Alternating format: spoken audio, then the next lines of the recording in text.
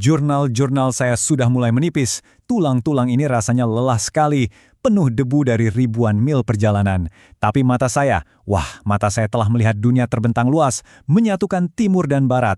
Saya harus menuliskan semuanya. Ini adalah kisah tentang sebuah jalur yang menghubungkan dunia. Begini, perjalanan saya ini tujuannya bukan untuk berdagang, tapi untuk memahami. Saya ingin mencatat bagaimana dunia saling berbicara untuk pertama kalinya. Seperti yang tertulis di sini, ini bukan cuma soal pertukaran barang, tapi pertukaran budaya dan ide. Jalur ini bisa dibilang adalah denyut nadi peradaban itu sendiri. Semuanya berawal di Chang'an, ibu kota yang begitu ramai dan megah. Saat saya melangkah keluar dari gerbangnya, rasanya seperti saya sedang meninggalkan peradaban, menuju cakrawala yang luas dan sama sekali tidak dikenal. Suara unta dan percakapan dalam berbagai bahasa, itu menjadi musik pengiring saya. Lucu ya kalau dipikir-pikir, kami tidak pernah menyebutnya jalur sutra. Tentu saja sutra adalah barang kami yang paling berharga, benang berkilauan yang sangat diinginkan oleh para kaisar di Roma sana. Tapi bagi kami para musafir, ini hanyalah jalan, sebuah jalan yang penuh tantangan sekaligus janji ke arah barat. Perjalanan ini bukan satu garis lurus di peta loh. Oh, jangan salah. Ini lebih mirip jaringan urat nadi yang membentang melintasi gurun dan pegunungan. Setiap kafilah, di awal perjalanan harus membuat pilihan yang sangat penting. Jadi ada dua pilihan utama. Rute utara itu jalur yang lebih dingin, membawa kami melintasi padang rumput beku Bulgar Kipchak menuju Eropa Timur. Kalau rute selatan, ini jalur yang lebih ramai. Kami harus melewati gurun panas Turkestan dan kota-kota kuno di Khorasan, sampai akhirnya ke Mesopotamia yang subur dan pelabuhan Mediterania yang hangat. Masing-masing menjanjikan kekayaan, tapi juga punya bahayanya sendiri-sendiri.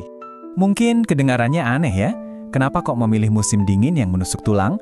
Tapi percayalah, musim dingin itu teman kami. Panasnya musim panas bisa membunuh hewan dan manusia. Sebaliknya, musim dingin justru menyediakan sumber daya paling berharga di gurun, air dalam bentuk salju dan es.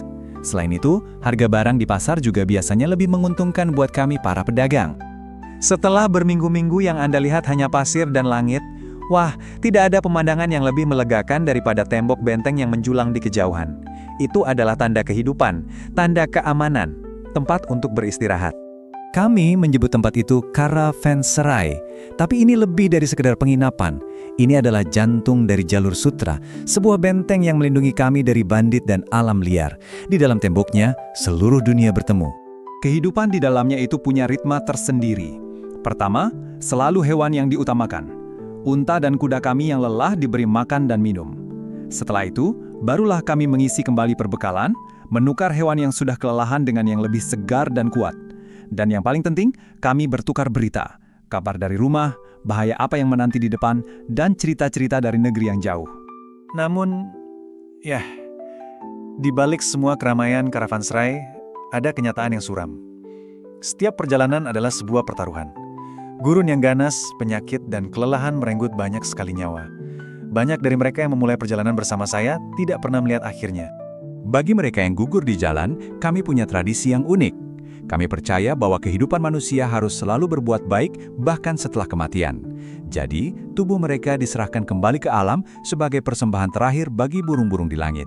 Itulah cara kami menghormati siklus kehidupan di tanah yang keras ini. Nah, ini dia bagian yang paling menarik dari jalur ini. Harta yang paling berharga sebenarnya bukanlah apa yang kami bawa di dalam karung kami. Harta itu justru tidak terlihat. Dari timur ke barat, kami membawa harta karun. Sutra yang berkilauan, rempah-rempah yang harum, dan inovasi seperti kertas. Sebagai gantinya, kami membawa pulang keajaiban dari barat, kuda-kuda perang yang gagah, barang pecah belah dari kaca yang mempesona, dan anggur. Tapi, yang paling berharga sebetulnya bukan barang-barang ini. Tapi, coba lihat ini. Inilah warisan yang sesungguhnya. Bersama kami, agama-agama baru lahir di negeri yang jauh. Gaya seni dari Persia bercampur dengan tradisi Tiongkok. Ide-ide tentang filsafat, astronomi, dan kedokteran mengalir bebas seperti angin gurun. Jalan ini membentuk pikiran, bukan cuma membentuk pasar. Saya menulis semua ini berabad-abad yang lalu. Tulisan saya mungkin sekarang sudah menjadi debu. Tetapi kemah dari jalan yang saya lalui itu masih terasa sampai hari ini, hanya saja dalam bentuk yang berbeda. Jalur ini mencapai puncaknya selama berabad-abad, tapi begitu rute laut ditemukan, kafilah kami perlahan-lahan menghilang. Namun, pada tahun 1992 terjadi sesuatu yang ajaib. Sebuah naga besi, sebuah jalur kereta api, menghubungkan kembali kota-kota kuno Almaty dan Urumqi, seolah menghidupkan kembali semangat jalur kuno ini.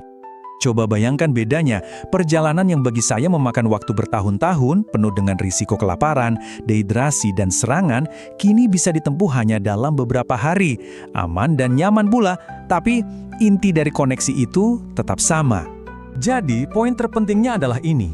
Jalan yang saya lalui dengan susah payah ini sebenarnya adalah jaringan global pertama di dunia.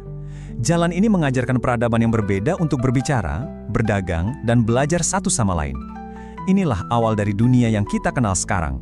Perjalanan saya berakhir di sini, di halaman-halaman ini. Tapi semangatnya terus hidup. Ini membuat saya bertanya-tanya. Di zaman internet dan komunikasi instan ini, ide, budaya, dan barang apa yang kita perdagangkan di sepanjang jalur sutra modern kita? Dan kira-kira, apa yang akan dicatat oleh seorang cendekiawan tentang zaman kita 1000 tahun dari sekarang?